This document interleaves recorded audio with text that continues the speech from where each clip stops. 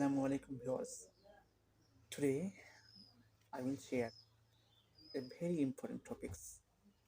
Actually it's a rules. By these rules we will be able to learn speaking English.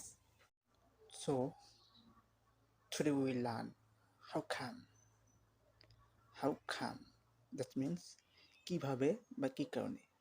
অর্থাৎ আমরা অনেক সময় বলি তুমি কাজটি কিভাবে করলে, কিভাবে তুমি যেতে পারলে। এই যে তুই সেন্টেন্স নিয়ে করি তুমি কি করবো হাউ খাম।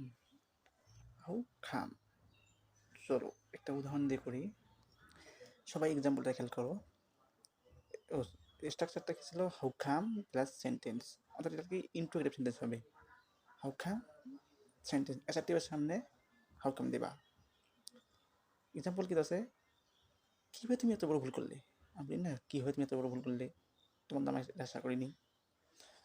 তো কী হবে হাউ খাম, কী হবে how come you made a great mistake such mistake.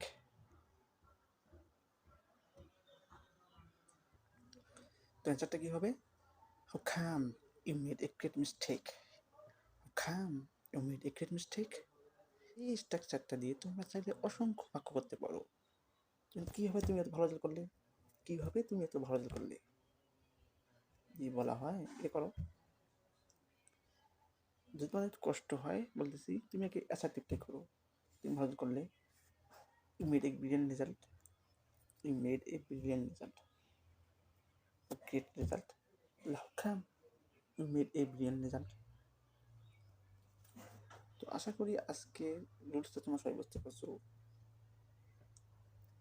এই ইনশাল্লাহ I think you all will be able to learn English and speak in English inshallah, but you have to try your best.